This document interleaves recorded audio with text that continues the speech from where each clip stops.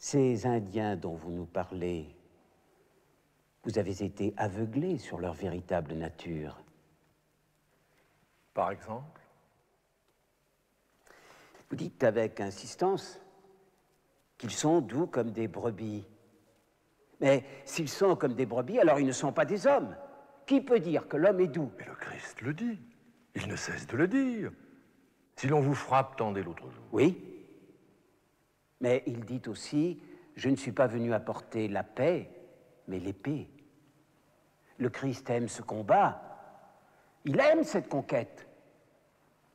Sinon, croyez-vous qu'il aurait permis ce nouveau massacre des innocents? Et pourquoi l'a-t-il permis, à votre avis? D'abord, les Indiens méritent leur sort, parce que leurs péchés et leur idolâtrie sont une offense constante à Dieu. Les guerres que nous menons contre eux sont justes. Mais de quel péché parlez-vous? Qui est brouillé ici? Qui est aveugle? Je vous pose une question. Ce jeune garçon dont vous avez parlé, à qui un soldat perça le ventre et qui tenait ses entrailles à la main, vous l'avez vu? De mes yeux vus. Et qu'avez-vous fait dans cette occasion? Je l'ai rattrapé. Je lui ai vite parlé de Dieu, du Christ, comme j'ai pu. Je l'ai baptisé, il est mort dans mes bras. Le salut de son âme vous a donc paru important? Évidemment. Je ne pouvais rien sauver d'autre. Éminence, je retiendrai d'abord ce point-là, le salut de l'âme. Vous supposez donc qu'ils en ont une? Je reviendrai naturellement sur ce point. Auparavant, il me faut rappeler un certain nombre de faits que l'émotion de mon adversaire a pu masquer. Nous vous écoutons. Je pose d'abord la question générale. N'est-il pas établi, n'est-il pas parfaitement certain que tous les peuples de la Terre, sans exception, ont été créés pour être chrétiens un jour? Oui, cette vérité est établie. Et que nous devons tout faire pour les mener à la vraie foi? Ça ne peut se discuter. Tous les êtres humains, sans exception, sont prédestinés. Ils font tous partie du corps mystique du Christ, car la religion chrétienne est une voie universelle. La miséricorde divine a été accordée à tous les peuples pour qu'ils renoncent à l'infidélité. N'est-ce pas vrai? C'est véritablement vrai.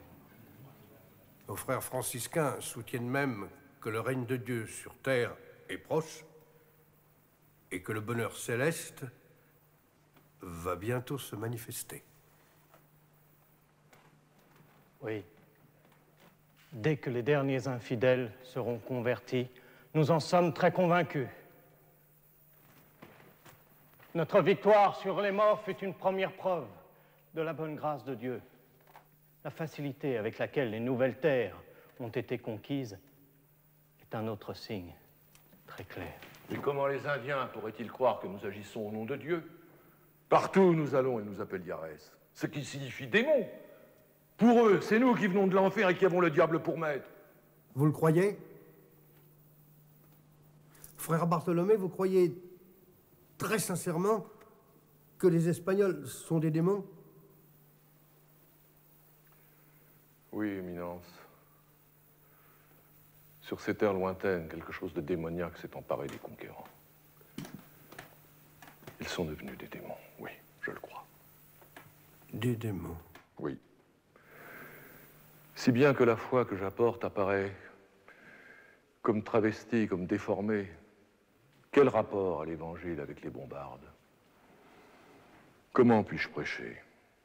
Au lieu de les convaincre, à cause du sang qui nous accompagne, nous contrecarrons le dessein de Dieu.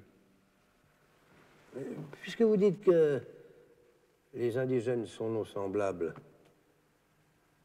ils sont donc aussi des démons? Pardonnez-moi, Éminence,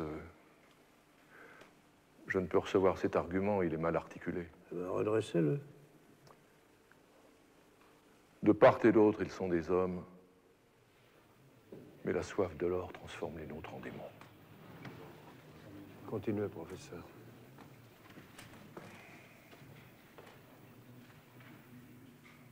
Tous les peuples de la terre sont donc destinés à être chrétiens, à être touchés par la parole du Christ.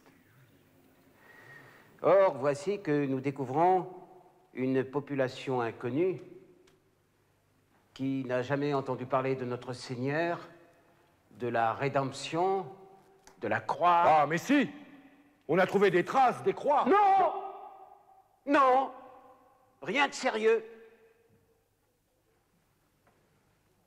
Vous vous êtes vainement efforcé de prouver que ce continent avait été visité par un des apôtres. C'est faux! Jamais la parole du Christ n'a été portée sur ces terres. Ce qui signifie quoi?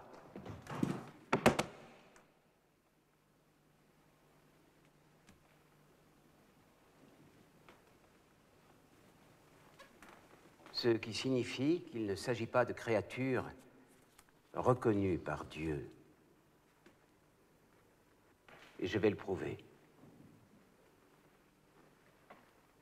D'abord, comme on l'a dit, par l'extrême facilité de l'action.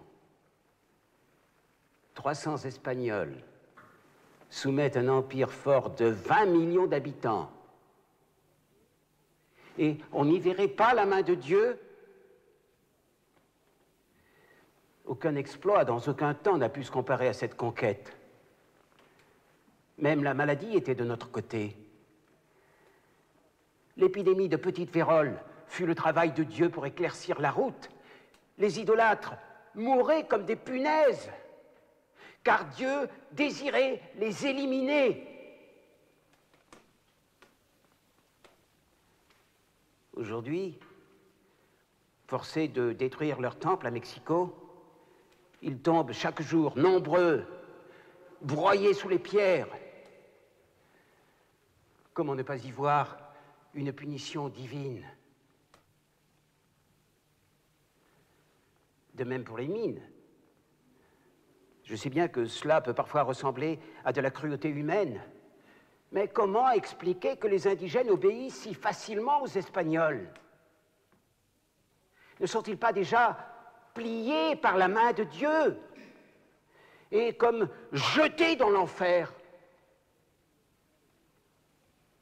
On a dit aussi que dans les mines, ils meurent victimes de leur libertinage, de leurs pratiques sodomites. Non mais qu'est-ce que j'entends? Leur libertinage dans les mines, mais je dors ou je suis éveillé. Frère Bartholomé, Éminence, est-ce que je dois rire ou pleurer, qu'on me le dise? taisez-vous en tout cas. Me taire? Mais je ne le peux pas!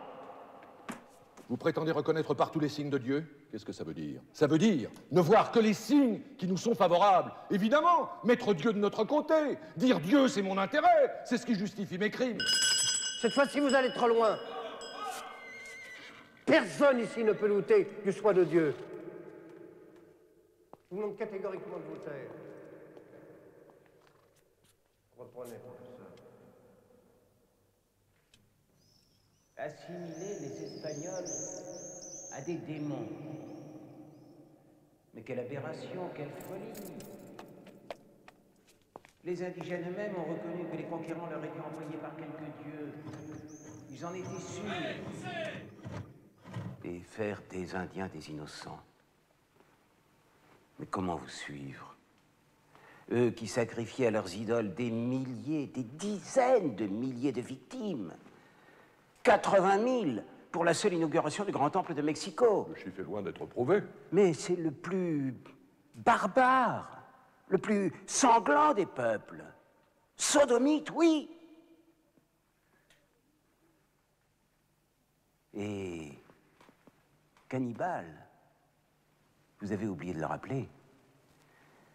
Ils allaient, a-t-on dit, le ventre gonflé de chair humaine. Ils ont tué des Espagnols et ils les ont mangés. Et certains, pour danser, revêtaient des peaux de chrétiens. Et vous parlez d'un paradis.